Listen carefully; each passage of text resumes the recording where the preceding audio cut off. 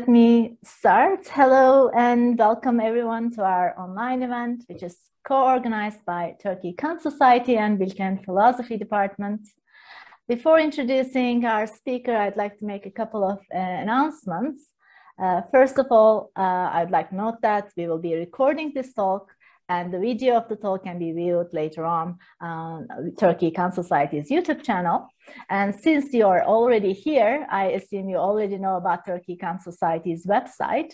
And so I'm not going to say much about it. I'd like to take this opportunity to briefly introduce our newly established journal, however, Kant Çalışmaları, which is a biannual international academic journal based on a blind review system. And Kant Çalışmaları publishes original articles, book reviews, translations on every aspect of Kant's philosophy, including how it relates to the thoughts of other thinkers and contemporary philosophical debates. And it's our first issue, the first issue of Kant Çalışmaları will come out shortly. And I'd like to invite Kantians in the audience to submit their original work to our journal. After these preliminary remarks and advertisement, it is my pleasure to introduce our speaker, Professor Tobias Rosefeldt'in. Professor Rosefeldt'in holds a chair for classical German philosophy at Humboldt University. His main area of specialization is Kant's philosophy and contemporary philosophy of language and metaphysics, but he also has research interests in post-Kantian thinkers such as Fichte and Hegel. And he's the author of a monograph entitled Das logische Ich, Kant über den Gehalt des Begriffes von sich selbst, and has published numerous articles in prestigious journals, including Journal of the History of Philosophy, the Philosophical Quarterly, Synthese, and Zeitschrift für Philosophische Forschung. Since 2018, he is a member of editorial board for the publication of Kant's writings by the Berlin-Brandenburgische Akademie der Wissenschaften. The title of Professor Rosefeldt's talk today is, "In what sense does Kant's practical reason give a law to itself?" Please join me in welcoming Professor Roosevelt. And Professor, the virtual floor is yours. Thank you so much, Saniye, for the introduction and also for the invitation. I heard a lot of good things about Türkiye Kant Society before I got this invitation, so I was really pleased to get it. And yeah, what people were telling me were about these wonderful conferences in Turkey, not online, but in presence. And I hope that we all see each other at some point in Turkey live and not here. But now it's a wonderful opportunity to be able to talk to you so easily. So I'll share my screen, but there's also a handout which I've put in the chat. So if you want to download the handout, you can follow it. But I think almost everything on the handout will also be on the screen. So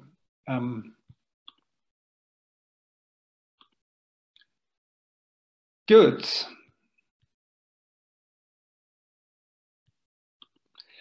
Okay, so in what sense does Kant's practical reason give a law to itself? This talk is somehow aimed at a better understanding of what Kant means by autonomy. And it was inspired by a recent paper by Pauline Kleingeld and Markus Willaschek on Kant's conception of autonomy. So I'll start with what is in the literature called the paradox of autonomy.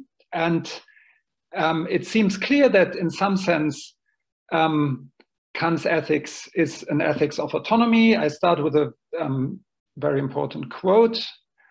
If we look back upon all previous efforts that have been made to discover the principle of morality, we need not wonder now why all of them had to fail. It was seen that the human being is bound to law by his duty, but it never occurred to them that he is subject only to his own, but still universal legislation, and that he is bound only to act in conformity with his own, though universally legislating will. So the thought seems to be a very general meta principle of Kant's ethics of autonomy. A human being is morally bound only by his own universal legislation. That seems to be somehow the essence of an ethics of autonomy. And you might think that on the background of somehow a Republican notion of political authority, you might think, well, that's somehow intelligible why you would come up with that kind of principle, because in a political realm, you might think, well, in a Republican understanding of political authority, we are only bound by those laws which we give to ourselves or which the people give to themselves. Now, here's the problem about this principle. The problem is how a moral law can be unconditional and necessary, which I think is clear that Kant thinks the moral law is, if it is conditioned by some contingent act of legislation. So if it depends on our legislating this law to ourselves, how can it be necessarily and unconditionally binding for us? We can put this in the somehow in the form of a paradox or a dichotomy, where we have two options, neither of which seems satisfying for Kant. So option one is that this act of legislation is somehow guided by some further normative constraints. So if the act of legislation is constrained, then it's not contingent. You cannot somehow choose any law you wish, but somehow you have to follow another normative constraint, and that would somehow then solve the problem of the contingency of the law. But if this is your theory, then it's clear that these further normative constraints cannot fall under this meta principle. Somehow their source cannot be one's own legislation. They have to have some other form. So you have to believe in one further normative source or constraint, which is not guided by this principle of authority. And then this would be the highest moral principle Kant speaks about. Option two would say, well, no, the act of legislation is not guided by any normative constraint. But then it's not to see how the moral legislation can avoid this problem of being contingent and not unconditional. So this is a well-known problem, and there have been there have been in general two lines of response to that. The first line would be to somehow to go to something like moral realism and say, well, the authority of the moral law is not grounded in autonomy, but rather in some in itself value. So this principle of autonomy can only help us if we presuppose another realistically conceived of value, like the value of freedom or the value of humanity. And there are ways of reading Kant in this moral realist sense, like Geyer, Woodstern, and Schönecker.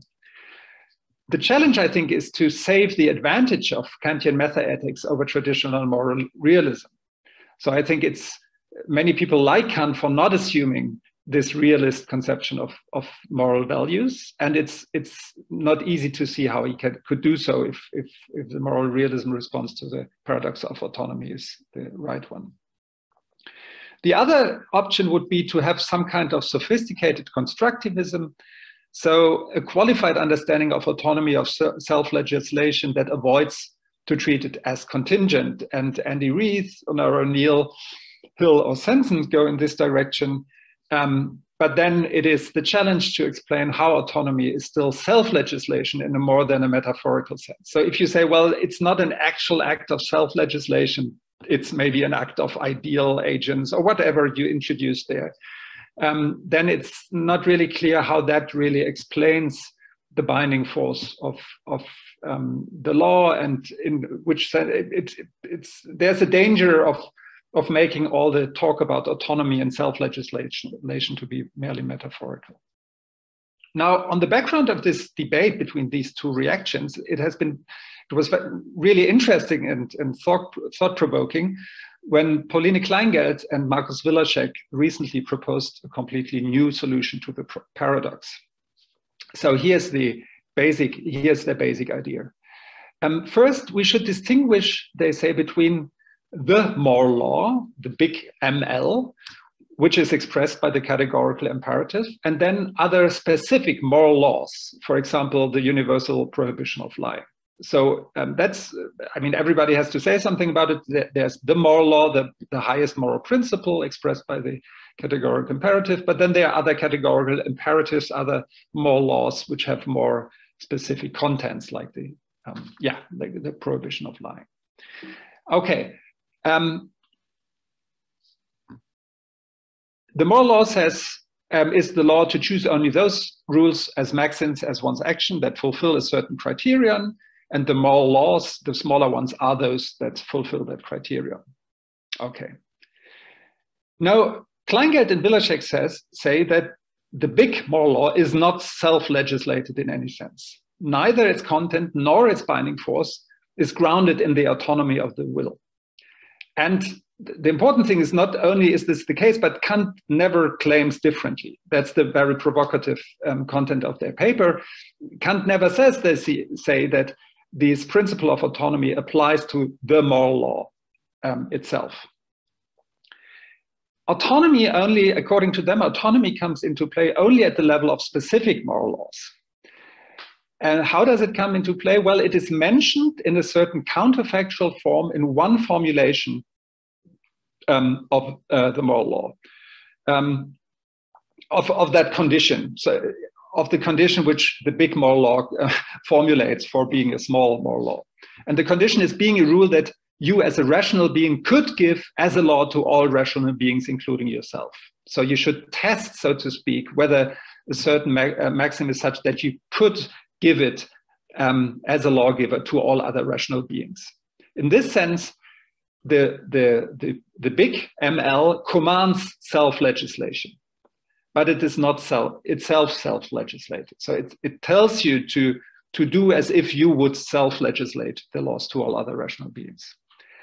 But also it's important to say that autonomy does not explain the binding force of the special moral laws. Because it's just in this counterfactual, it just serves somehow as a criterion, as a test criterion to check which are the right ones. It doesn't somehow ground the bindingness of these moral. The binding force comes from the big moral law, and that has no grounding in any act of authority, act of autonomy. So what is the big moral law? According to them, it's just the most fundamental principle of practical reason. It can neither be justified nor be grounded in anything else. Now, this solution obviously avoids the paradox. And they argue, because it says, well, it's just a plain fact that the moral law obtains. We don't have there's no kind of contingency. We don't willingly choose it anyway. But it's also neither a form of traditional moral realism, because it doesn't assume any in itself value, nor a form of sophisticated constructivism. I call it rationalism, this kind of account, because it somehow accepts the validity of a rule of reason, or the moral law as a rule of reason, and does not make any attempt to further criticize, justify, or explain it. And I come back to the notion of rationalism later at the end of my talk. Now, that's their proposal. I will argue against it, and here's the outline of my talk. So what I want to show first is that under the rationalist interpretation, the idea of autonomy cannot solve, sorry, that's a misspelling here, cannot solve the problem for which Kant introduced it. So I will argue that there is a specific reason why Kant introduces autonomy and what he means by that. And if we see somehow the philosophical role of that notion for Kant's theory, then we see that the rationalist interpretation cannot be the right one. Then I want to present an alternative interpretation of the sense in which the moral law is self-legislation that avoids the paradox, and show how it can account for the theoretical roles that autonomy plays for Kant's practical philosophy. And then somehow a positive upshot of my proposal is that we see remarkable similarities between Kant's practical and theoretical philosophy. So I think that's one of the selling points of my alternative interpretation, that we somehow, it fits so nicely to Kant's general framework. So what's the point about autonomy? Here's the longer passage of which I've already read out to you the first grayish part, where Kant says that we are only bound by our own universal legislation. And now here's the reason Kant gives for that claim. For whenever one thought of him as subject to a law, whatever it may be, this law had to carry with it some interest by way of attraction or of constraint, since it did not as a law originate from his will. Instead, his will had to be constrained according to a law by something else to act in a certain way. By this entirely necessary consequence, however, all the labor to find a supreme ground of duty was irretrievably lost. For one never attained duty, but instead necessity of an action from a certain interest. But then the imperative had to turn out always conditional and could not be fit for a moral command. I will therefore call this basic principle the principle of autonomy of the will, in contrast with every other, which I accordingly count among heteronomy. So I think what Kant gives here is something like a master argument for autonomy. So what's the master argument? I think it starts with an assumption, with a very plausible assumption about a constraint on moral laws. Any moral law has to be such that the attempt to follow it can in principle result in morally good action. So if you try to pick your moral law, you better pick one of which it is possible to follow it, or to attempt to follow it, and then really, as a result, act morally. I mean, that seems to be trivial, but Kant makes a lot out of it, I think. Now, he seems to say that any law that does not originate from one's own will, whatever that means, we'll come to that later, it's such that it has to carry with it some interest by way of attraction or constraint in order for us to be able to follow it. So it seems to be any law that doesn't originate from our own will is such that we need a reason to follow it. We need a further incentive to follow it. And that comes from attraction, some interest, some incentive to follow it. However, following a law out of such an interest never results in morally good action. So if the incentive, for example, comes from hope for reward by God, or fear of punishment by God, then that destroys our moral motivation. I mean, whenever we act out of fear of punishment by God, we don't act morally. Hence, a moral law has to be autonomous in the sense that it originates from one's own will. And any law which does not originate from one's own will, that is a heteronomous law, could legitimately be expressed only in the form of a hypothetical imperative. I mean, that's if the reason to follow the law is just to avoid punishment by God, then actually the imperative shouldn't be categorical but hypothetical. Well, if you want to avoid God's punishment, then better do X. Okay, now if that's the motivation for speaking about autonomy and speaking about a law originating from one's own will, I think that the rationalists cannot account for that role of autonomy. Remember that for the rationalists, for Kleingeld and Willerschek, autonomy only plays a role for the content of the supreme moral principle, ML, and only characterizes specific moral laws. So the one formulation says, follow only rules that could be autonomously legislated by you as a rational being to all rational beings. So they say that law, ML itself, is not self-legislated. It commands, in this counterfactual form, self-legislation, but it itself isn't self-legislated. However, as we have seen, Kant's master argument works for any law. He says any law, whatever it may be. And hence it should be possible to apply the argument also to ML itself. So the argument would be, if ML did not originate from one's own will, it could only be expressed in the form of a hypothetical imperative. So it would not be possible for us to follow that law unless we had a further incentive, and that would then destroy our moral motivation, and it would somehow lead us to the conclusion that we can only formulate a hypothetical imperative. Now, the moral law, the big moral law, certainly, according to Kant, is expressed by a categorical imperative. So that isn't an acceptable consequence. Now, here's what the rationalists could reply, and in the paper they do something similarly, not to that response, but they say something about the connection between the will and this fundamental principle of morality. So they can accept that the moral law originates from one's own will in some sense. After all, they say it is the most fundamental principle of practical reason.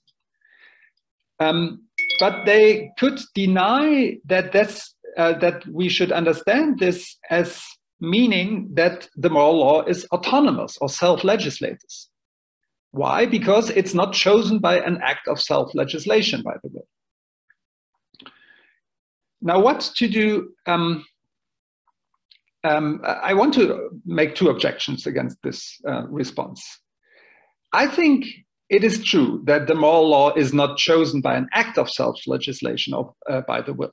So it's not the case that autonomy means that we somehow, our power of choice has different option between different highest moral principles and say, well, which one do we take? Well, we take this one, the categorical imperative. That's not obviously not Kant's model, but that just means that we should not understand autonomy as a matter of choice of the will in the first place. Autonomy simply is Kant's name for the fact that the law arises from one's own will, an expression that we still haven't understood, but I think it's clear in the context that autonomy is the name for that fact, because that fact, autonomy, is introduced as a solution to the problem for which all other moral principles have.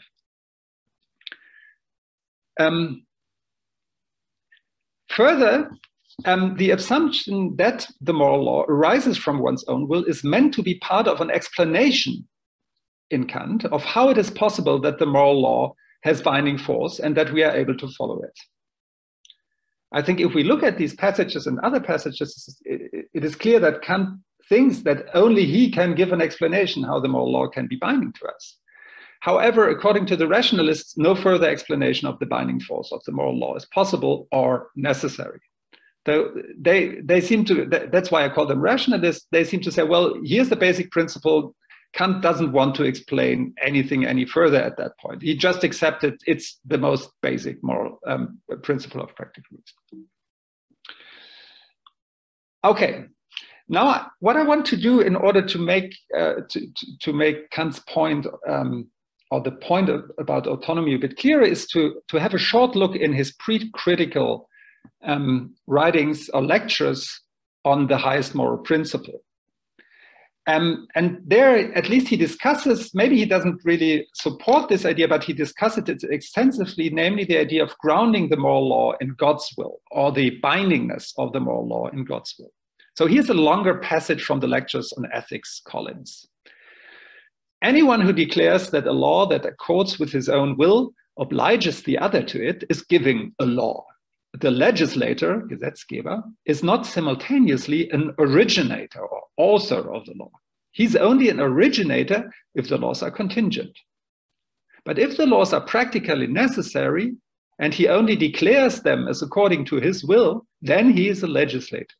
So no being, not even the divine one, is the originator of the moral laws, since they did not originate from choice, but are practically necessary. If they were not necessary, it could be the case that lying is a virtue.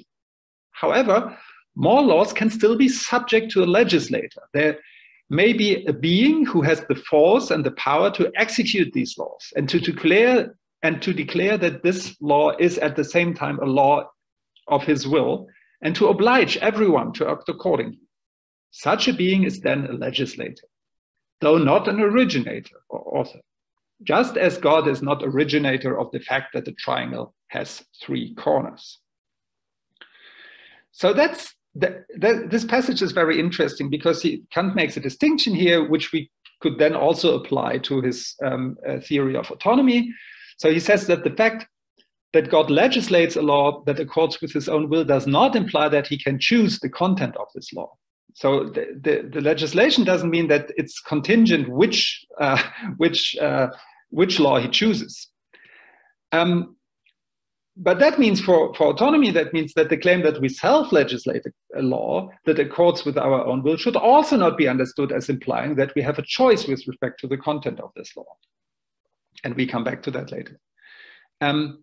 Now we might ask, okay, God is the one who legislates the law, but who's the author of the law? Where does the law come from? And the answer in the pre-critical lectures to the question where the content of the moral law originates from is the understanding. So he calls the supreme principle of all moral judgments lies in the understanding. So why do we then need a legislator if the law comes from the understanding? Well, whereas God's will always accords with the moral law that results from the understanding, in our case, there is a gap between the inside of our understanding and our will. So that's the pre-critical model. We have an understanding, an insight in the moral law, but then our will is different from that insight. There can be a gap. In God, there is not a gap between his will and his insight, but with us, there's a gap. So for us, moral laws are not always laws that we want to follow, but always laws that we have an obligation to follow. They come in the form of commands or imperatives. And now Kant thinks that for obligation, moral laws need a legislator. So you could phrase that in a slogan, no command without a commander. And according to that model, the commander or legislator is God. He himself or herself always wants what the moral law says, and he commands and obliges us to follow them. Now, as Kant makes clear already in the pre-critical lectures, this story about God's command as somehow introducing the necessitation or normative force of the law for us needs some kind of motive on our side to follow that command. So there are several places where he said that without some hope of being happy or natural promises to get some or fear of being punished for transgression of these laws, those laws wouldn't be necessitate us. We couldn't follow them. And an echo of this is still in the canon chapter of the Critique of Pure Reason, where Kant says that everyone regards the moral law as commands, which, however, they could not be if they did not carry with them promises and threats. Now, that's exactly the model, I think, that Kant attacks in the passage we have read previously from the groundwork. So Kant's master argument for autonomy applies. If that was the only model for how we could follow the moral law, then we could never follow it, because the moral law commands morally good behavior. But if our incentive for acting morally is the promises and threats that God's legislation carries with it, then we wouldn't act morally. Now, what's Kant's idea of a solution? I think it's interesting to see that he accepts a lot of structural features of that of the pre-critical explanation. So the idea is to uphold the general structure of the pre-critical explanation of the content and the binding force of the moral law, but now let the moral law originate not in God's will, but in our own will, and be self-legislated. So that seems to be the precise point about the ethics of autonomy. So here are two passages which show that, I think. Whenever an object of the will has to be presupposed in order to prescribe a rule to the will that determines it, it is always only heteronomy of the will. The will would not give itself the law, but a foreign impulse would give this law. The absolutely good will therefore contain merely the form of volition as such, and indeed as autonomy. That is, the fitness of the maxims of every good will to make themselves into universal law is itself the sole law that the will of every rational being imposes upon itself, without having to put underneath in some incentives as a basis. So here we say that that's a law the will imposes on itself without needing any further incentives as a basis. And here's another passage from the Metaphysics of Moral. Since man is a free moral being, the notion of duty can involve no other than self-necessitation. So duty always comes with necessitation, he says before, and if it's a moral duty and the human being is free, it can only be self-necessitation, merely through the representation of the law. For by this alone it is possible to unite the necessitation with the liberty of choice, through which the notion of duty is an ethical one. So here's the pre-critical model again of the explanation of the binding force of the moral law. The moral law originates from the understanding. It's identical to the content of God's will, and then God is the legislator of the moral law. He commands of us that we follow it and obliges us to do so. And we have already seen why that doesn't work for Kant. And now here's the critical model. The moral law originates from our own will, understood as practical reason. So yeah, it's a higher faculty. It's not the understanding, but as Kant calls it, the higher faculty of desire. The moral law is identical to the content that our will has solely qua being practical reason. It's also identical to the content of God's will, if there was a God.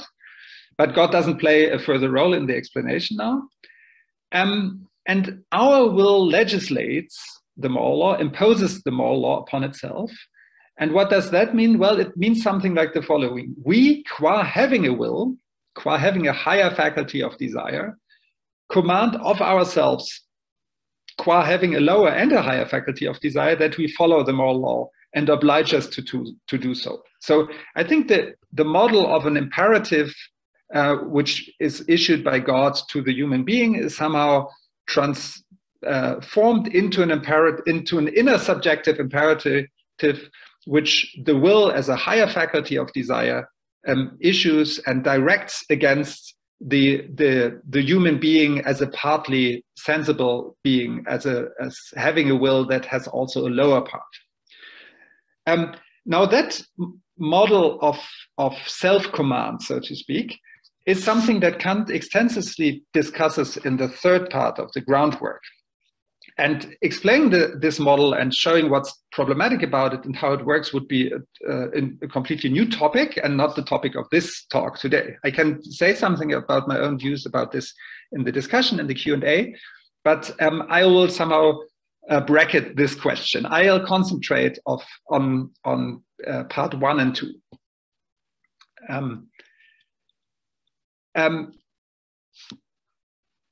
So here's the problem that the master argument, the challenge of the master argument, presented us with. The problem is that for any moral law, its content and the source of its binding force have to be such that the attempt to follow the law can in principle result in morally good action. So what's the solution? I think one part of the solution is the assumption that when we follow the moral law, we do not do so in order to achieve some other goal. We rather do what we want to do in some way anyway. So if we follow the moral law, it's not that, somebody else has told us and we need a further reason to do so, but what we do is just to follow a law or an aim which we, qua having practical reason, a higher faculty of desire, have anyway. So we don't need any further incentive. And that's why, because it's already somehow an aim of our will to be moral, we don't need this further incentive. So 1 and 2, let's just go back a minute, was the claim that the moral law originates from one's will. and it is identical to the content that our will has solely qua being practical reason. So if we could show that the moral law is that it comes from our own will, then this kind of explanation here would make sense. I mean, if we say, well, it's already always our will to follow, in some sense, to follow the moral law, then we can see that we don't need a further incentive, and the challenge of the master argument seems to be met. But now the problem is, what do these two claims mean? So in what sense does the moral law originate from our own will? I mean, the rationalists, Kleingeld and Wilczek, seem to assume, well, autonomy originating from one's own will means we choose it. We have an explicit choice of that law. And we have already seen that cannot be Kant's moral law. But what's the alternative? Okay, and now that's the next part of my talk. So in what sense does, and now also somehow the title of this talk, in what sense does the will understood as practical reason give a law to itself, or in what sense does the law originate from one's own will?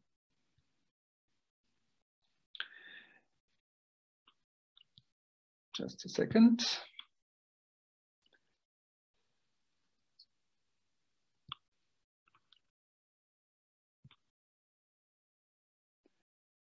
Okay. Now, one thing which I think is essential for my proposal is that we take seriously Kant's formulation that he deals with the autonomy of the will. You could speak of the autonomy of a person, of a human subject, of a state, and I think our nowadays usual way of using autonomy is as a property of entities like that, of individual or collective agents. But his primary notion is the autonomy of a faculty, namely the will, understood as practical reason. And what we have to understand now is what the autonomy of a faculty could be. So I think that human beings are autonomous because they have a faculty that is autonomous. And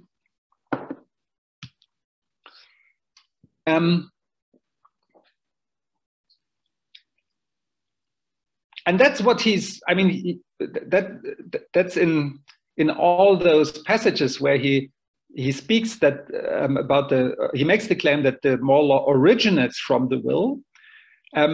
He seems to think that, well, a faculty like the will is autonomous if there's a law that originates from itself. And I just wrote down a number of pages where he uses this kind of formulation. Now, I think that's important because you will find it once you have understood that autonomy is a property of a faculty, and Kant speaks of laws as originating from a faculty, you will find a lot of other passages in Kant's work where he uses exactly this kind of locution. And some of them are from theoretical philosophy. So the model that certain laws and concepts, namely the a priori laws and principles, originate and springen from human faculties is ubiquitous. So here's one passage. A pure concept is one that is not abstracted from experience, but originates rather from the understanding, also with respect to its content. Or another passage, there are synthetical judgments a posteriori whose origin is empirical, but there are also such synthetical judgments that are a priori certain and that originate from pure understanding and reason. Again, the talk is about entspringen, Ursprung, originating, origin. Exactly the kind of formulation we found in his characterization of autonomy. And then, moreover, he also assigns the property of autonomy to theoretical faculties at other places. So here's an instructive passage from the Critique of Judgment. in regard to the faculties of the soul in general, insofar as they are considered as higher faculties, that is, as ones that contain an autonomy. The understanding is the one that contains the constitutive principles a priori for the faculty of cognition. For the faculty of desire, it is its reason, which is practical without the mediation of any sort of pleasure.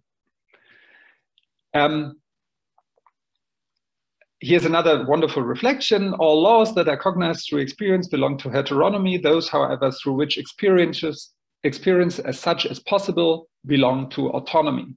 And then in the opus posthumum, there are also numerous remarks about this connection between autonomy in the practical and the theoretical realm. So the idea seems to be that there are higher faculties.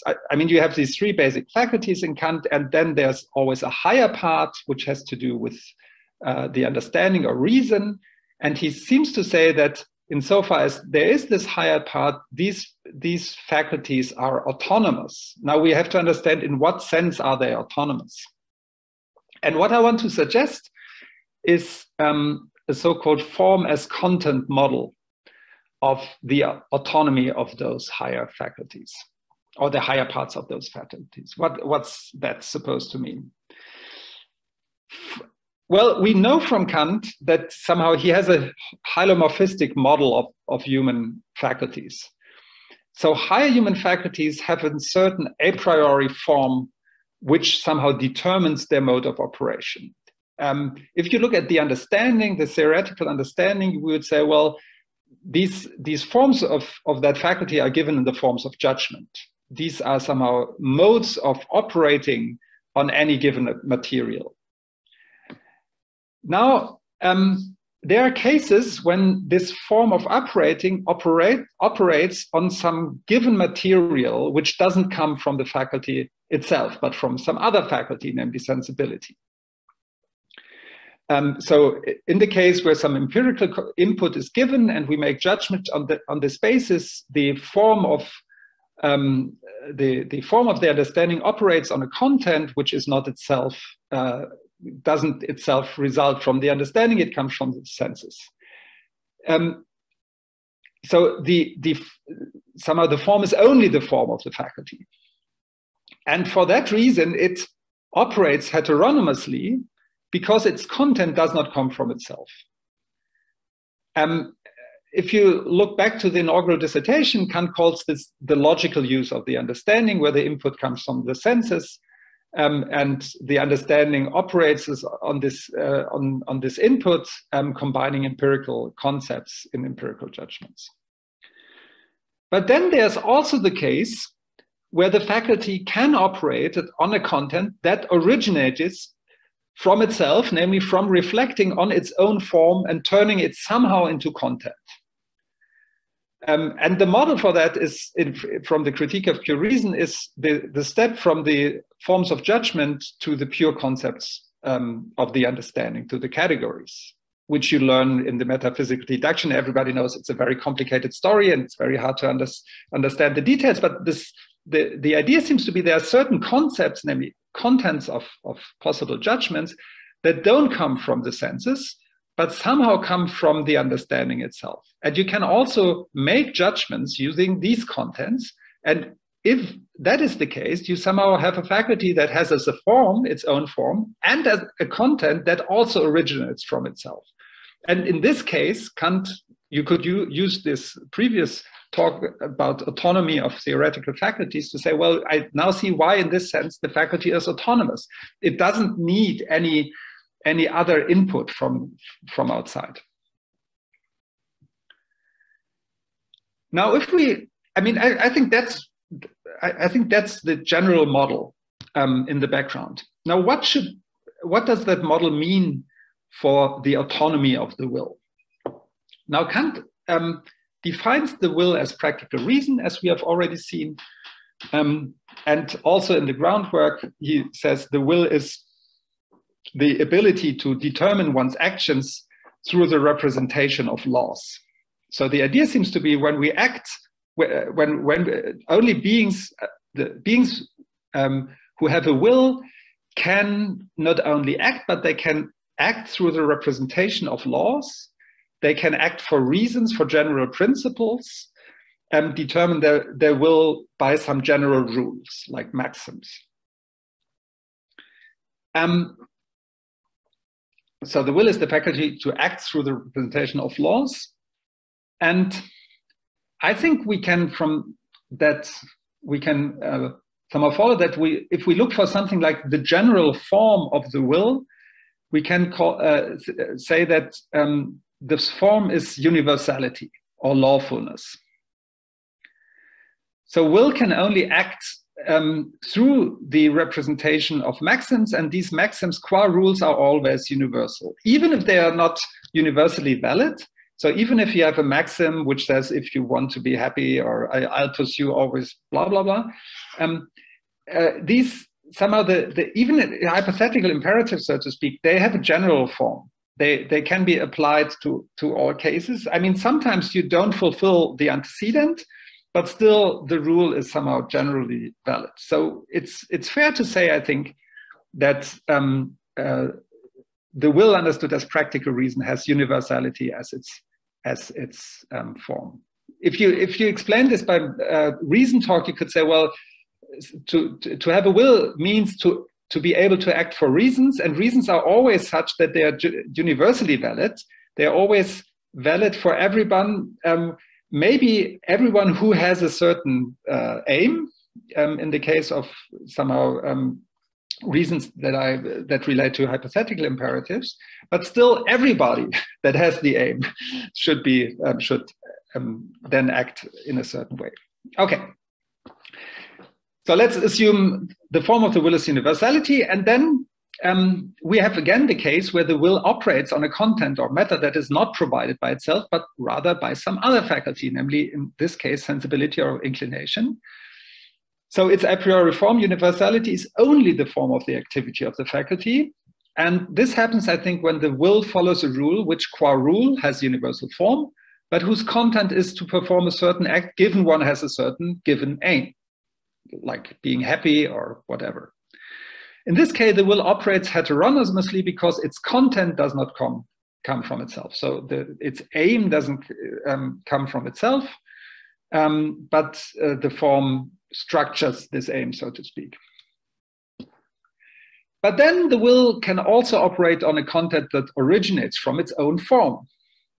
So if the own form is universality, then if we turn this form into a content, then the will has a content that somehow originates from itself. If it tries to follow a rule whose content is to perform an action only if it is apt for being universally legislated. So now the content is, the rule is somehow the rule of the categorical imperative. What you want there is somehow to act for a rule that is such that everybody could act for it. So the aim is to act for a universally valid rule. So in this case, the will operates autonomously because its content, namely universality, comes from itself. So that's the general idea. And that would give you a further reason why the content of the categorical imperative is as it is. I mean, at the place where Kant introduces the categorical imperative, he has a very short argument why the categorical imperative can only be this matter rule that he presents there. And I think if you come from this model of autonomy and form and content, you get a maybe better reason why that can be the only law that originates from the will itself. Okay, now let's see if, I mean, that's all a bit vague, the form content stuff, but I like the general idea, and a future project is to make this idea a bit more precise. But now let's come back to how this proposal relates to rationalism. So in a way, it's similar. The moral law, according to my proposal, the moral law is not self-legislative in the sense of a choice. And we can also say that the moral law is a fundamental principle of the will understood as practical reason. Both fine. Disagreement. Now, one point of disagreement I've already mentioned, namely that I say if the moral law needs not be a matter of choice in order to be self-legislated or autonomous. it suffices for it to be autonomous or self-legislated when it originates from one's own will. And that's now the difference to the rationalist interpretation. So according to my proposal, the moral law originates from the will, in the sense explained, and it's commanded by the will, which explains how it can have binding force. And therefore it is itself autonomous. So if we only have the right notion of autonomy, we can say, well, also the moral law is autonomous. And we don't have the problem of the Kantian paradox, because you see that with this account of originating from one's own will, no contingency is involved, just as little contingency as there's contingency of the categories, which also somehow result from us, but that doesn't mean we can choose which ones we want to have. They just come from the very basic features of our own understanding.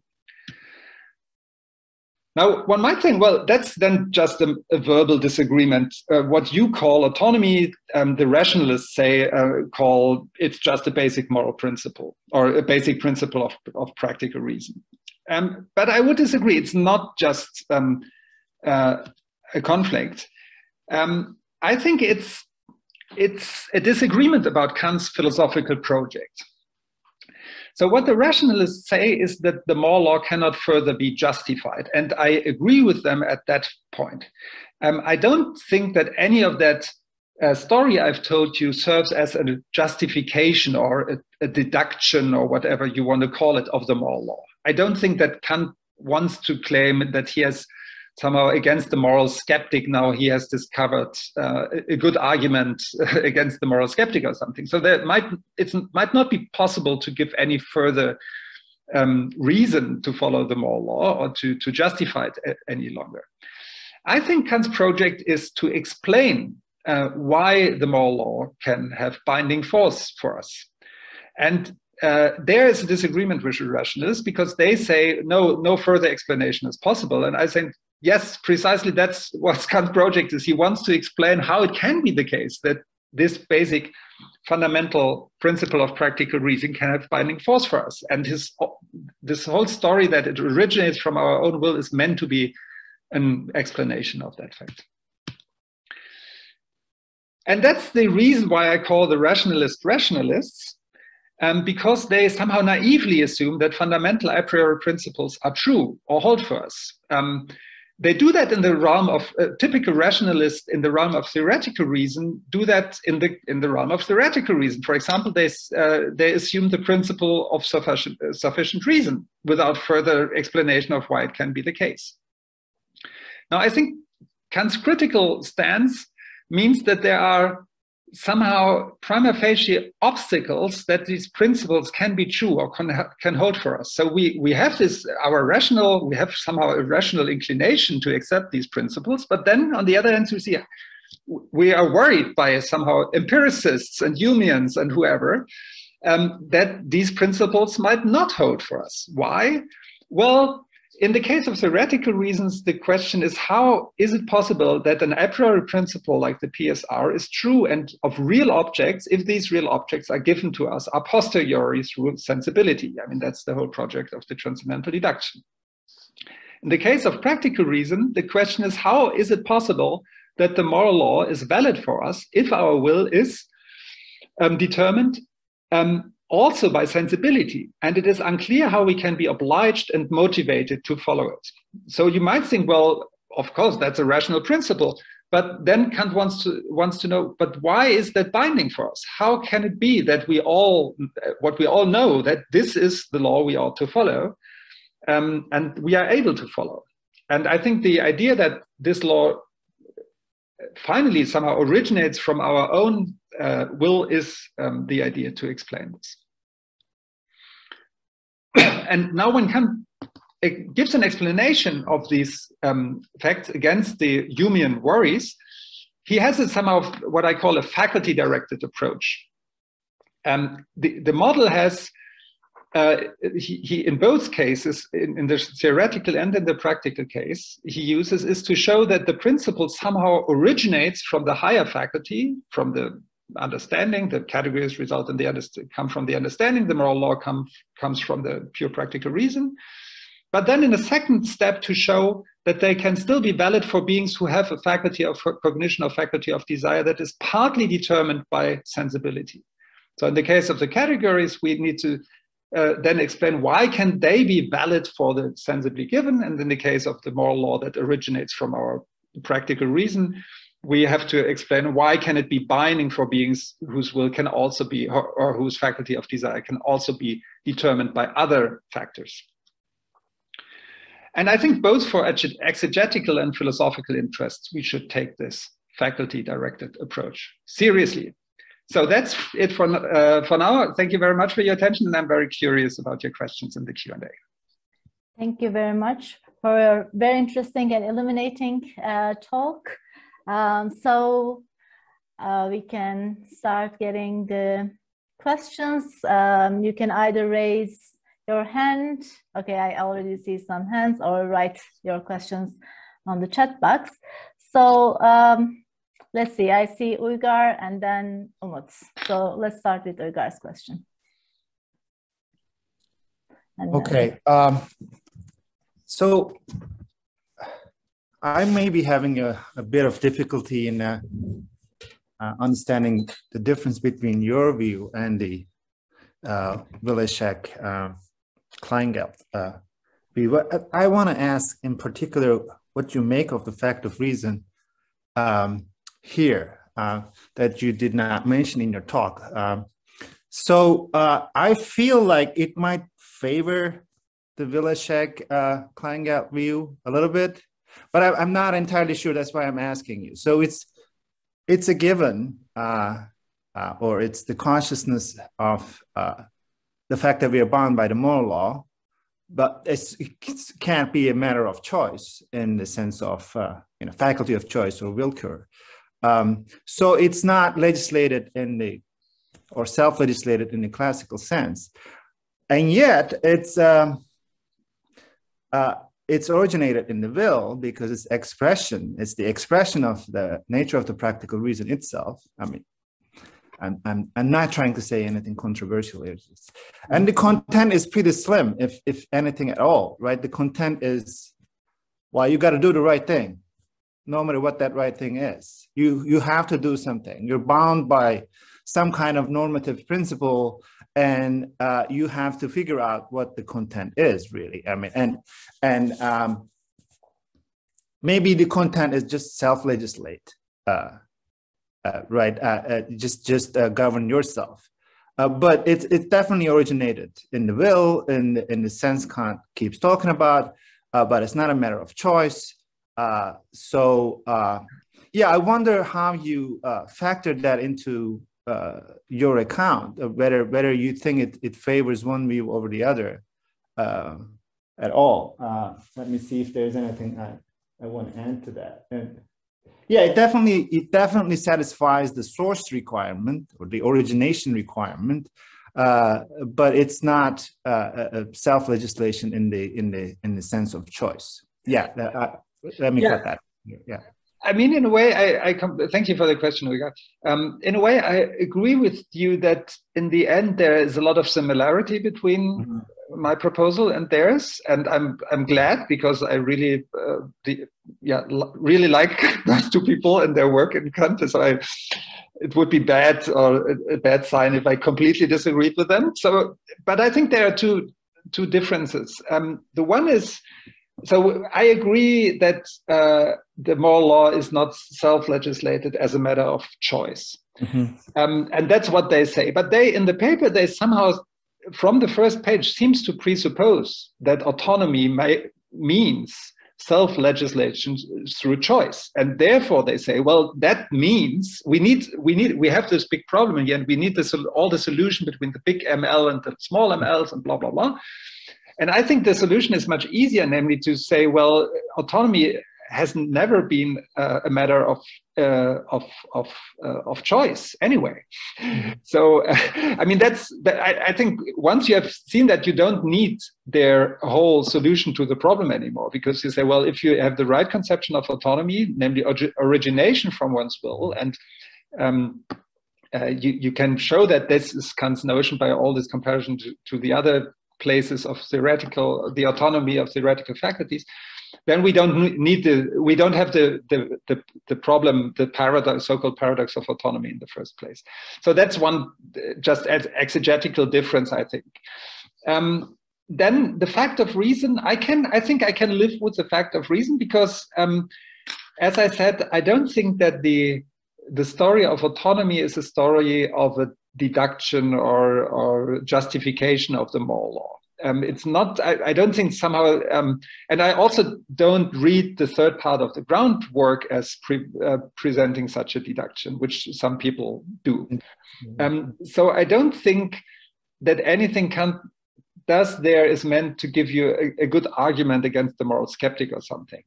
So we can accept that somehow the moral law, we all know that the moral law is true. What we don't understand is how it can be true, how it is possible that it is valid for us. I think the one section in the third part of the groundwork has the title, How is a categorical imperative possible? So it has the form of such an how possible question, and these how possible questions somehow, in some sense, take for granted the thing whose possibility then they want to explain. So in some sense, I can say, well, already in the groundwork, it's somehow a fact of reason that we are morally obliged. But then Garve comes along and says, hey, Kant, you cannot explain that. Actually, we can never act other than out of motivation to strive for our own happiness. And now he wants to say, yes, we can, because otherwise we would never act morally. And the whole model of a law that originates from our own will and doesn't need a further incentive in order to make us act is, I think, meant to be an explanation of how that moral obligation could be brought about.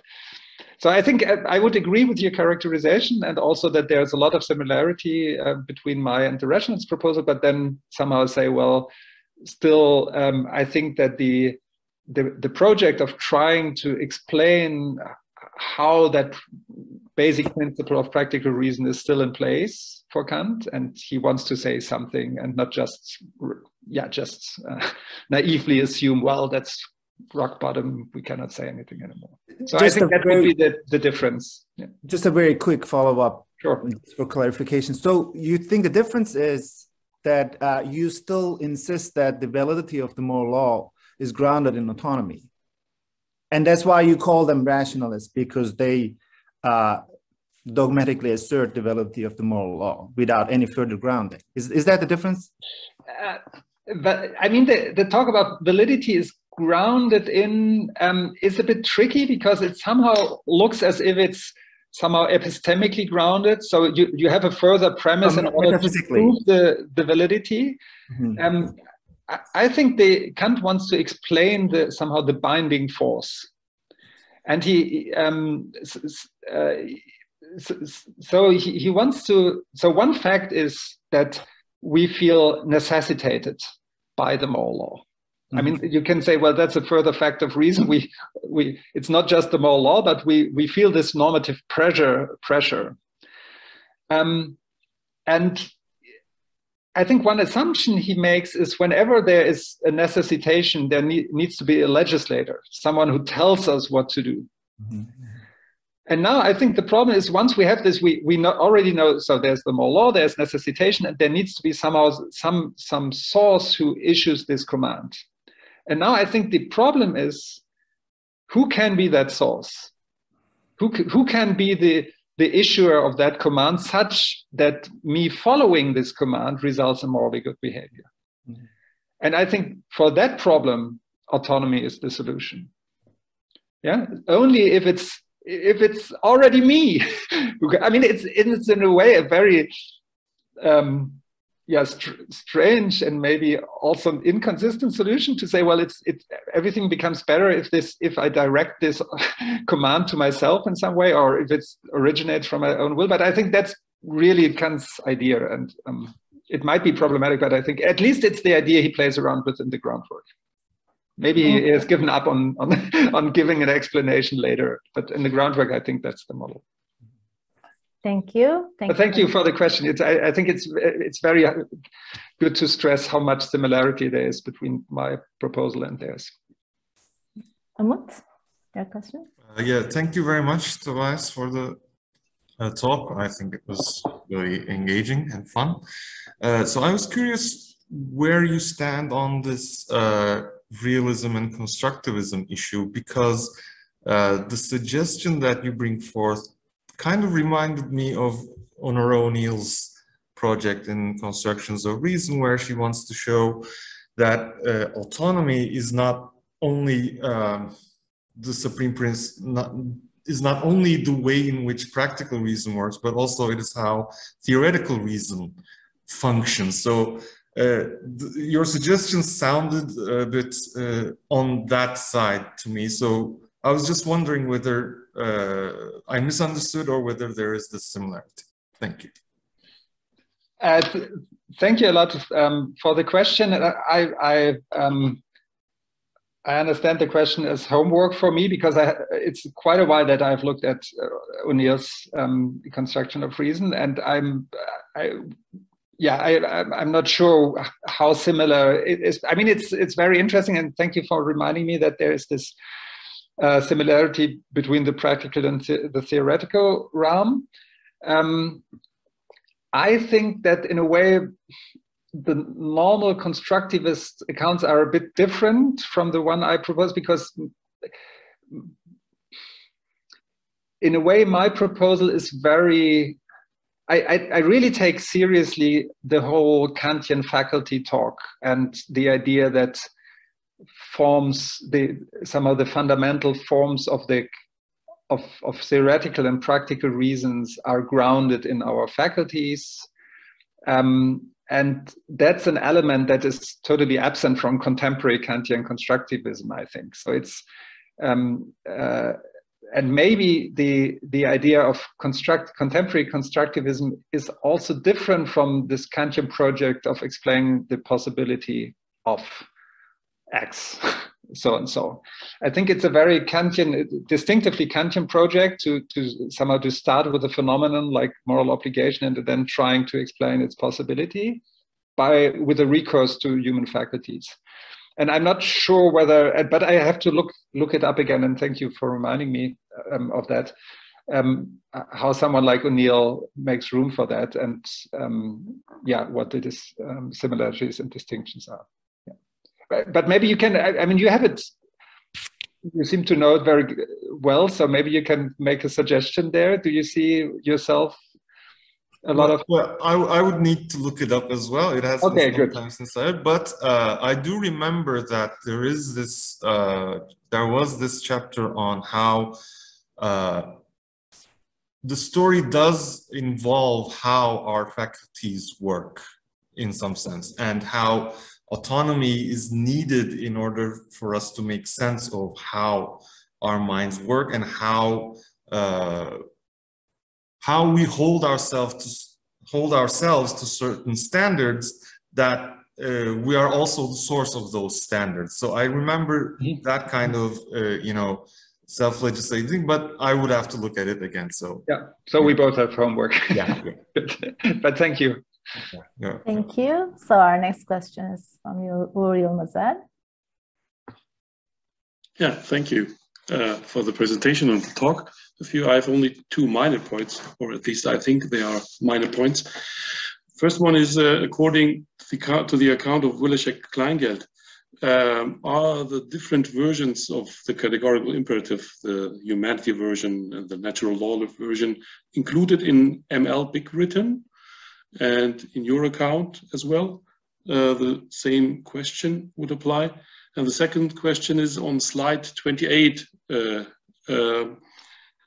I think you said maxims qua rules are universal. And I didn't quite get that, how maxims can be universal. Aren't they the subjective principle of action or acting, according to Kant? Okay. Thank you for both questions. So let's start with the tougher second one. When I said that, I was beginning to hesitate about the formulation myself. So it's what I'm sure is somehow that the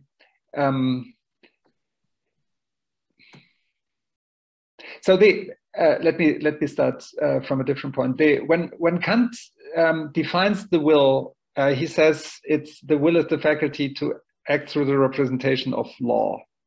He doesn't speak of maxims. So I think an easy understanding, or a plausible understanding, or not too hard to understand understanding of this phrase would understand law as maxims there, because then you could say, well, every rational being acts on maxims.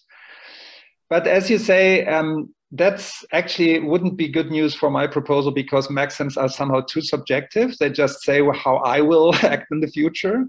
They can be applied also to hypothetical imperatives. Right, but I think that's a good thing. So what I want to say that somehow the law that corresponds to a hypothetical imperative, that has generality. Now you might have this same kind of objection, namely, well, isn't the distinction between the hypothetical and the categorical imperative that the one is universally valid and the other not? And I would say no, in some sense yes, but in another sense not, because also the hypothetical imperative commands that everybody who has that aim should do such and such. So but then somehow it's valid in some sense valid for everybody, but then if I don't have this aim, it doesn't tell me what to do. So in this sense, it's not generally valid, but it still has the form of a general rule, but a general conditional rule. And I think in this case, if we say that the will is a faculty to act through the representation of law, and if we allow us to introduce as a law the hypothetical or categorical imperatives there, then I think my interpretation works, because it just allows you to have a notion of universality, which can let both cases fall under itself, namely the heteronymous and the autonomous case. So there can be somehow a law which is heteronymous because, it's a general maxim, so it has the form of universality, but then it only makes you act once you have the aim, and the aim doesn't come from the faculty of will itself, but is given from some other source. So it doesn't make you act unless some other source comes in and makes you have that aim. Whereas in the case of autonomy, we have the same general form, but then you don't need any further input, but the faculty itself gives you the aim. So that would then fit nicely. And I think, thank you very much for the question, because I think it shows that I shouldn't say maxim at that point, but somehow say, well, I make a distinction between these two kinds of general laws, conditional or unconditional general laws. Thank you. For the first question, yes, I think everybody should agree that there are different versions of the categorical imperative, and everybody needs a story why we have these different versions. And I think they would say, well, that only shows that autonomy isn't that important for Kant after all, because autonomy just is used by Kant in one of the formulations. So their point is, well, we use autonomy, the idea of legislation, in the formulation of the moral law. And now you would say, well, but it's only one formulation. And they would say, well, that just shows again how the minor importance of autonomy for Kant. And I think that's, I think if you then go on to read and come to the later parts of the second section of Groundwork, where he speaks about these principles, the heteronymous and the autonomous principles, and why all other principles are in some sense heteronymous and only his is autonomous, it's really hard to make sense of these sections with their interpretation in mind, I think. So yeah, so I take this remark to be somehow grist on my mills, because I think it shows you that if you just think this autonomy is important as a content of the moral law, then the fact that there are different formulations of the categorical imperative would make autonomy somehow so inessential for Kant's project that it cannot be the right interpretation, something like that. But thank you for both. Yeah, thank you. Thank you. So our next question is from Sinan Oruç. Hi, Sinan. Hi, Tobias. Thank you very much for this really interesting talk. So, I mean, my question is like kind of something not directly maybe related to the content of your presentation, but in the beginning you talked about, like you just mentioned, like some political, also the existence of the political notion of autonomy, of course. And I think like this idea of moral autonomy for Kant must have some political, like direct political implication and also like application in the political philosophy too. So I was thinking like, how can we think this idea of like in the way you describe, like giving like a law to yourself, but in the sense that you somehow, like for example, when we talk about politics, like autonomy in politics, I think it's not just like, for example, we choose to govern ourselves rather than some other people. It's more something like we think about ourselves and we are trying to think ourselves as a people, like somehow united under a constitution, for example. So I am trying to think like how this, like the idea that you mentioned, like somehow making, like taking the content from from the form of the form. Like I'm trying to think of like how like this, for example, like it's the idea of social contract or like the constitution, how like coming up with a social contract or constitution to think ourselves as a people and governed by these laws, how like your idea can help us think of this sort of questions in politics. Yeah, thank you very much, Sinan. So I'm not doing political philosophy, so I'm really an amateur. But I would say that it could be really interesting.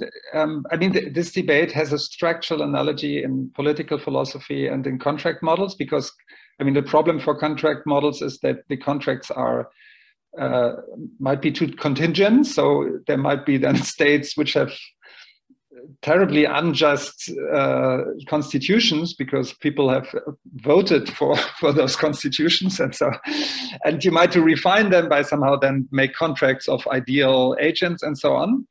But I think the Kantian model for moral theory gives you an idea of what a different model could be, namely somehow that that a state has an autonomous constitution or a society is autonomous need not mean that somehow the rules of their rules are somehow self-legislated in the sense that they were actually chosen. But it could be that somehow the basic rules of a democracy or of a republic are such that they somehow result from facts about human freedom or human will or subjectivity or whatever, but not as a matter of choice. They just result from the structure of human reason or rationality, and then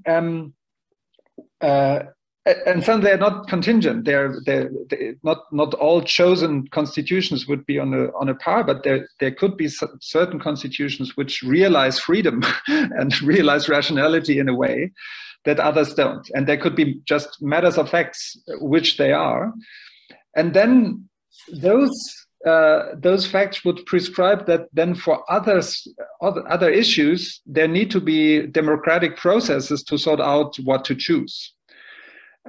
So that somehow the basic structure of a rational state would somehow be such that then we can, about contingent matters, have rational processes how to decide them. And that might give you a model of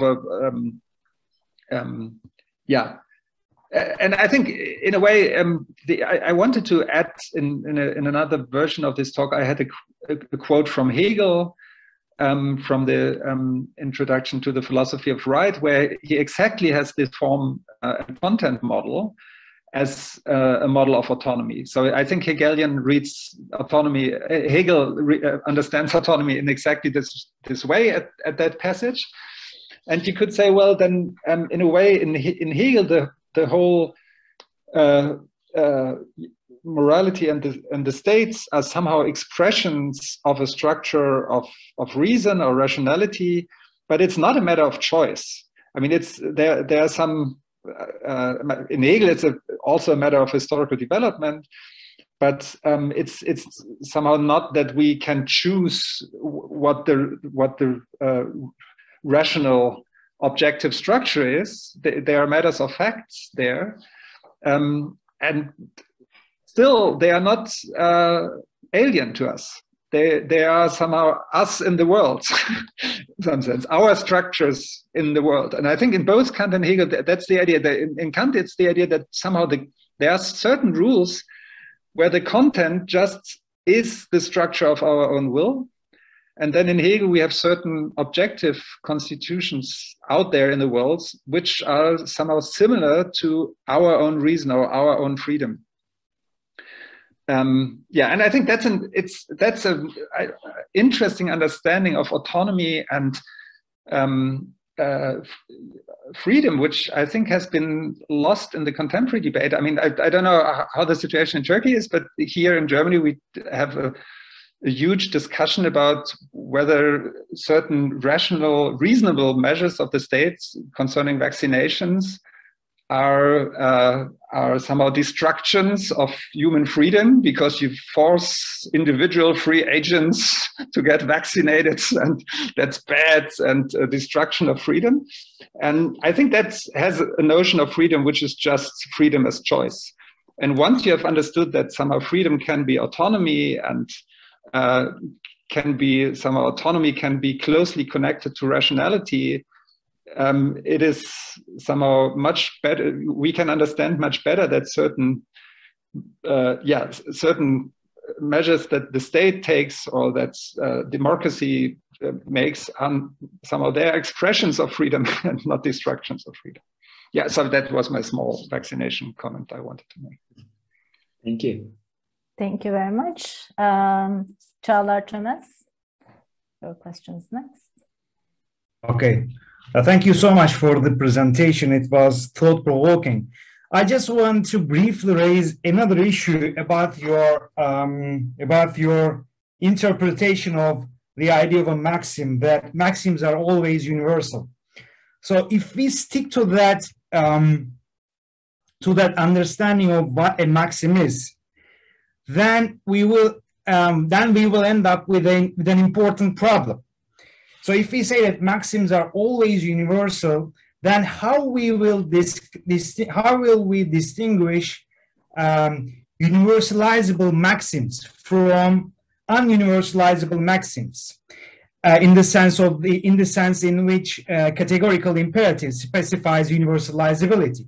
So the idea is very, very simple. If you say that maxims are by their nature universal, then every maxim is universalizable, and then every maxim can meet the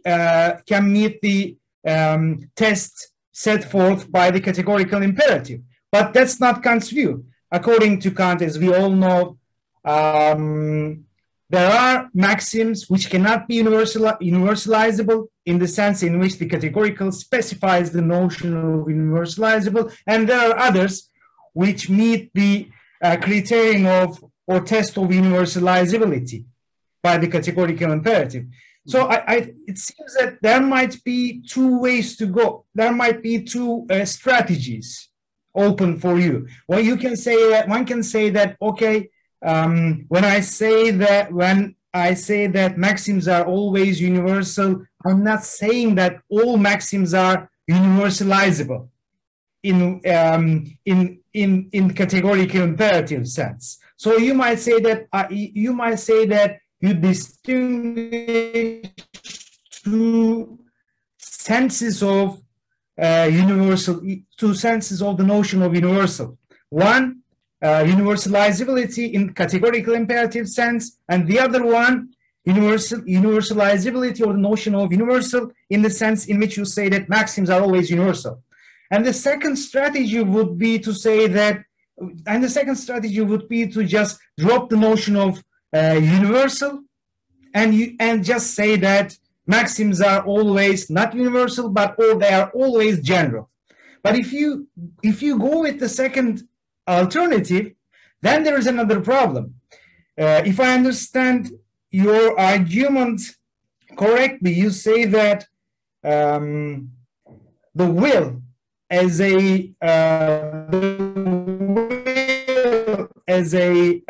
faculty derive the moral law. We can turn the form of the will into a principle with a certain content. But if you say that maxims are always general, and if this is the form of the will, generality, then the moral law that you will derive from this form will be generality, not universality. So there seems to be that problem as well. So it seems to me that the better strategy is just to say that there are two different senses of universality. The first one is the notion of universality when we say that maxims are always universal, and the second notion of universality is the notion of universality when we say that the categorical imperative sets forth the test of universality as a moral test. Yeah. So, yeah, thank you so much. As I said at the end of that part of the talk, there needs to be a lot of more fine-tuning about this talk about the form being universal to content being universal. And I think so the kind of thing you said is something that I need to be more precise about. That's absolutely right. I would go, when you offered your two options, I thought, well, option one is the one I want to make. So I'm glad that you say that option two doesn't work. So I thought, I mean, I already agreed that maxim might be the wrong term here, because the maxim just holds for me. So it's a subjective principle, what I want to do. But we can have, let's just talk about rules. And so a rule like everybody can lie whenever they have a profit, or make a promise without having the intention to hold it whenever they have an advantage from it. That rule is universal. Yeah, it says that everybody can do so. It's not universalizable in Kant's sense. So it has this universal form, but it's not universalizable. So now it's clear that universalizable means something. It's somehow a stronger. There are stronger constraints on universalizability than it having the logical form of a universal judgment. So I think all rules have the logical universality because they are general as rules, but some of them then are not universalizable, and that means something like, well, if everybody was to follow that rule, then somehow some kind of collapse, whatever Kant thinks there, would occur. So there seem to be two notions of universal or universalizability in play here, and the one has to do with the form of the rule, and the other one with what happens when everybody really follows that rule. And I think somehow, and now I would have to say, and that's why I'm grateful for your questions, I would have to say more about in how far the first notion as a form then becomes the content of the moral law, and that doesn't result in the kind of problems that you mentioned for the second proposal. So if it's just the universality of the form, which is the content of the moral law, then that's not difficult. Everybody should follow a rule that has logical, let's call it logical universality as a form, and that's easy to do. So yeah, thank you. I have to be more precise, and I cannot, give you a good solution right hand. But at least I think that you are right that everybody somehow has to agree that there are these two notions of universal here. Thank you very much. So there is a question in the chat. Let me read it by Sinan Akar. Your claim is, if I understand correctly, the form of practical reason, universality, provides the content of moral law. And thus, in legislating, there is no reason for choice, nor is there a lack of grounding. Kant grounds moral law in practical reason. But the hypothetical as well as categorical imperatives are both grounded in this faculty as faculty which possesses the form of universality, conditioned as well as absolute. Is there not here any reason for a choice to determine which content will provide the content for moral law? Would you say that the trivial notion that the moral law should result in good actions would be sufficient to eliminate the hypothetical? But is there still not a choice? Is this question seems to be linked to part 3 of what you call Kant's master argument? There seems to be the need to choose which rule to take as the principle of morality. Now I have to look on my slides, which was claim 3 of the master argument. Just a second. Sure.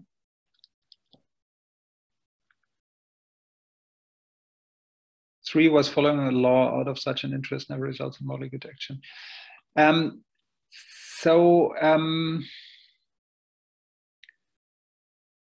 I think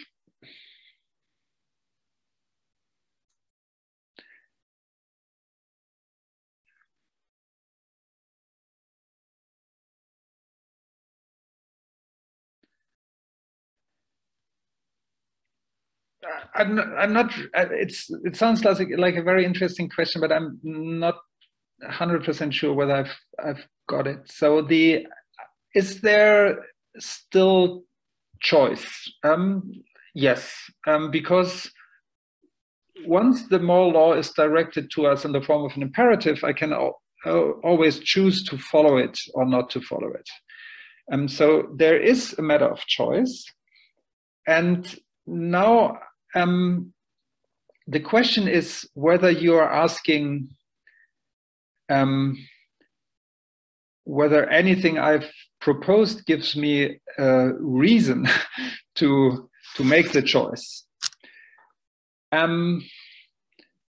So assume someone is really in doubt whether to follow the moral law or to go for some hypothetical imperative that tells him that he should act against the moral law because he wants to be happy.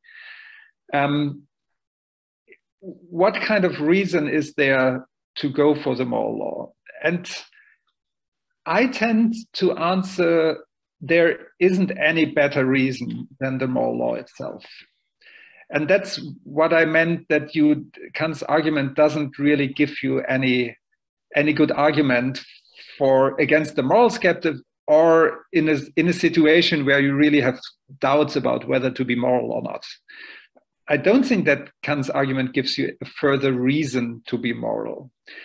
And one reason to think that he doesn't want to give you a further reason is a passage at the end of the chapter on his explanation of how a categorical imperative is possible.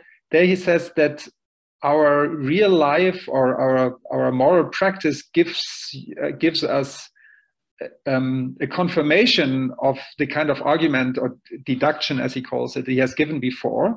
And then he speaks about the villain, the very bad person, whom we confront with an example of morally good behavior. And that person immediately sees that actually he wants to be like that morally good person. So maybe he's completely wrong about that, but that's something he seems to assume. So once we present someone with morally good behavior, everybody says, well, actually, I want to be like that. And he takes that to be a confirmation of his own account before. And I think that's a good reason why his own account before cannot be somehow a further argument to be moral. But if his account before tells us, well, here is an explanation of something we already always know, namely that we ought to be moral. And for which actually nobody of us really has real doubts. I mean, once we have it clear on our mind and get the example, we all know that's what we want to be. We have philosophical doubts how that can be possible. And here's my solution. I tell you why that content, the moral content, is actually what results from your own will. So it's no wonder that the bad person, the morally corrupt person, still is so easily convinced about being moral, because we just allude to something which is already the structure of that person's will. And so I think the whole Kantian story doesn't give you a further argument, but just explains you why we find the argument of the moral law so convincing. Why we think, well, it's yeah. So I think that would, but I'm not 100% sure, Sinan Okar, whether I've really answered your question. Maybe you can comment on that in the chat or say something about it. Hello. Hi. Okay, so I thought you might not have a microphone, so no, you can tell me yourself. So I wrote it in the chat box, but I'm more comfortable now. Yeah, you answered. I think you answered the second part of the question to an extent. But the first part was about legislation and not only choosing to be moral or not. The question and what I had doubts about, or at least I couldn't understand. What I couldn't understand was if you say practical reason is itself the ground of a content by the form of universality, but we also presuppose that it has two types of imperatives, which are hypothetical and categorical. When it is legislating the content for the moral law, will you not be confronted with a choice to choose the categorical over the hypothetical? I mean, yeah, in a way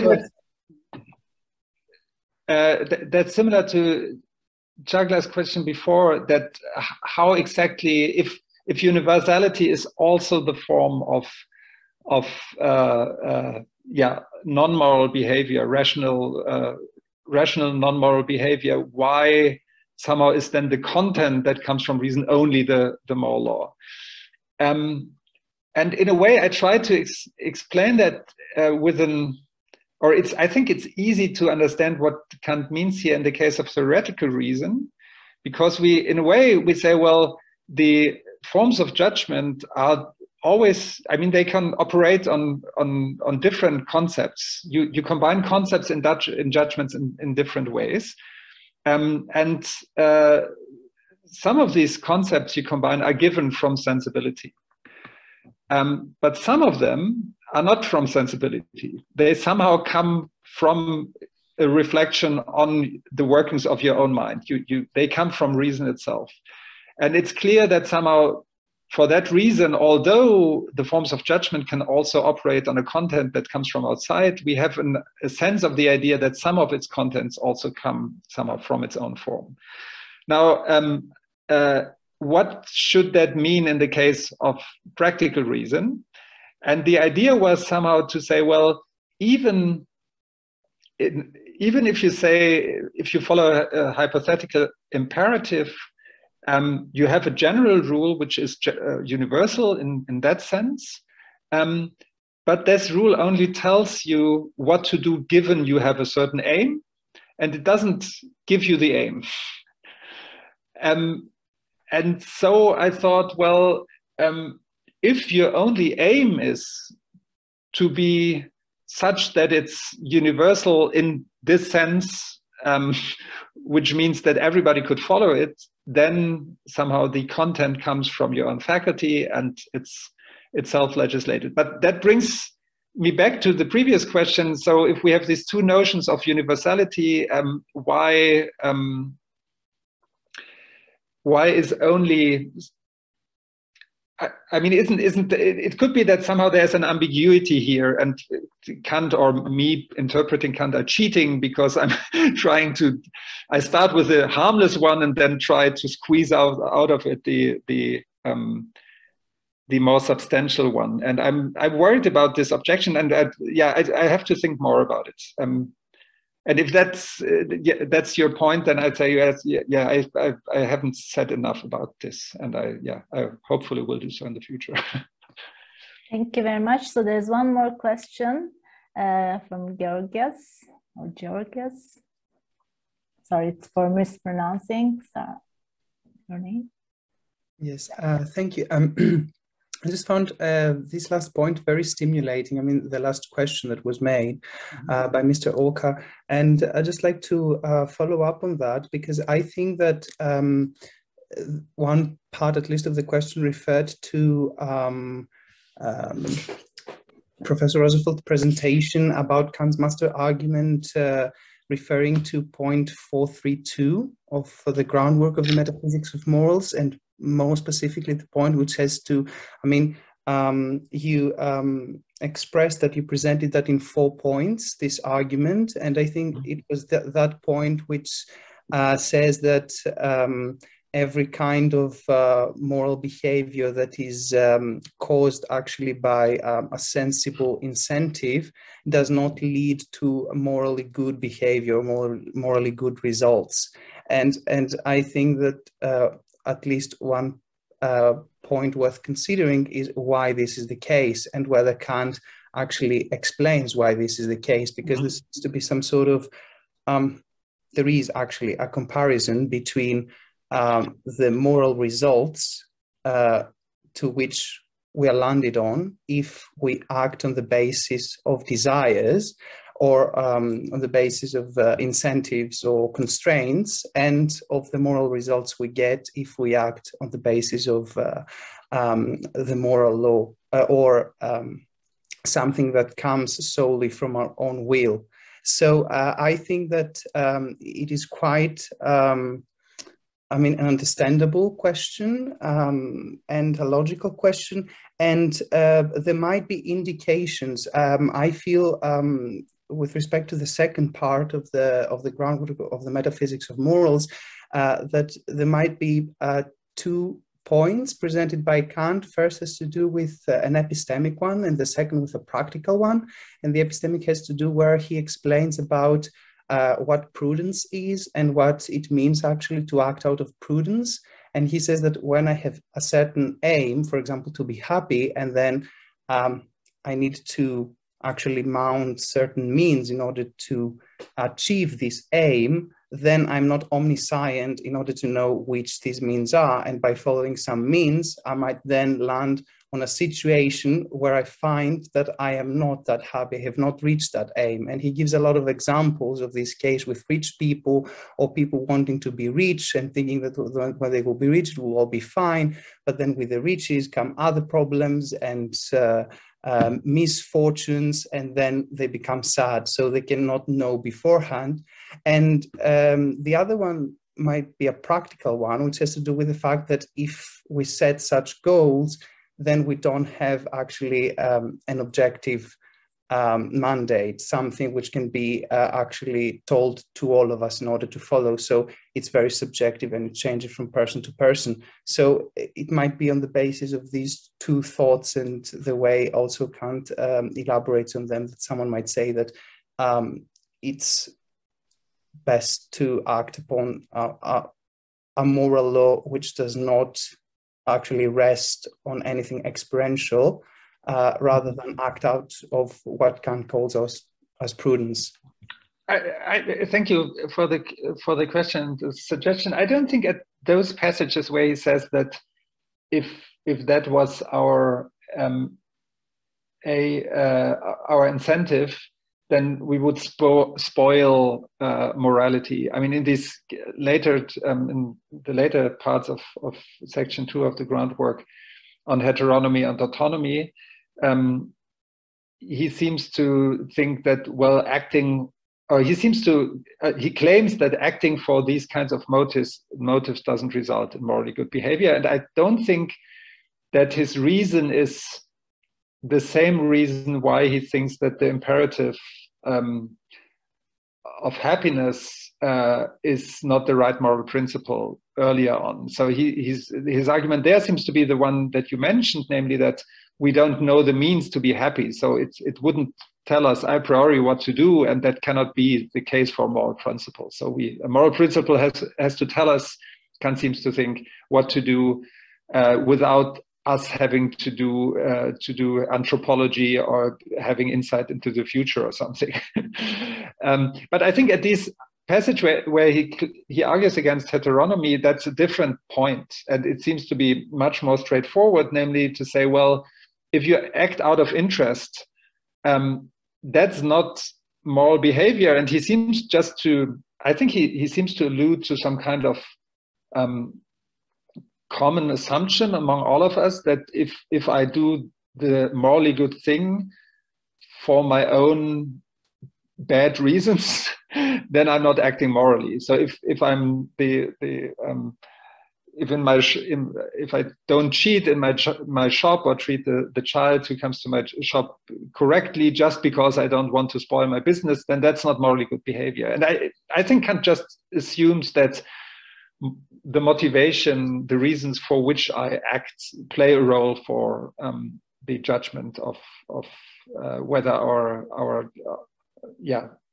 whether our action is morally good or bad. He seems to presuppose, and I think that somehow alludes to something we can all relate to. We somehow know what he means, and I think that's not so problematic in my mind. Okay, if there are no other questions, I'd like to ask a question of clarification, and then we can close our panel. So I'm very sympathetic, first of all, to your reading. I'm just wondering, if you go back to your slide about, his pre-critical account, how God is the source originator of the law, and it seems like he replaces in the critical period with our will, our practical reason. Can we maybe not say that he replaces God with our practical human reason, but reason general? And that's why the moral law is valid for all rational beings, including if God exists and is purely rational, is valid for God and other rational agents like rational aliens or angels, etc. Not just beings who have cognitive faculties plus sensibility, but just valid for rational.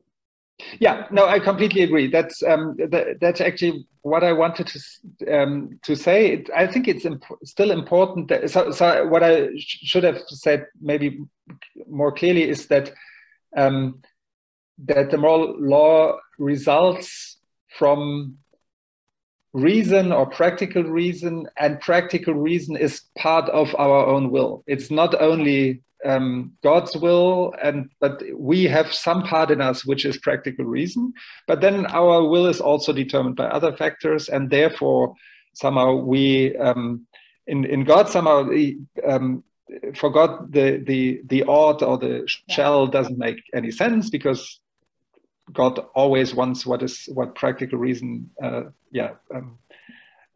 tells to do.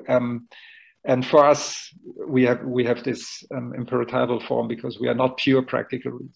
But you're completely right that it's a structure that is possessed by all rational practical beings. I wanted to stress that it's part of our will, because somehow it's for the part 3 of the groundwork. I think it's very important that we identify, there he has this model that we somehow distinguish in ourselves our own actual noumenal self from the appearing self, and that somehow we situate our practical reason in the realm of our actual real self, and that's why we think it's binding for us. And so I think there he really stresses that it's my own faculty and not only my faculty, because then you have the problem, well, if I have these two instances in me, like one is pure practical reason, the other is maybe strive for happiness and pure instrumental rationality, then you have the problem, well, why is the one more important than the other? And I think groundwork 3 tries to give an answer to that problem, and therefore you need somehow to stress that somehow practical reason really is you or your will. But you're perfectly right that was meant not to exclude other rational beings. Right, and the reason I wanted to ask your opinion is because usually when Kant is described, he's described, I think, wrongly, as if he's the philosopher who took God out of the center of philosophy and put human instead. I don't think it's human, it is rather reason, it seems, that is at the center. And so that's why I wanted to and of course, I mean, you I saw on your webpage that you work on the highest good, so there's still also a place for God, obviously, in the story. So, and we should never forget that, but not for that kind of story. But obviously, there's in the highest good, we still have a place for God.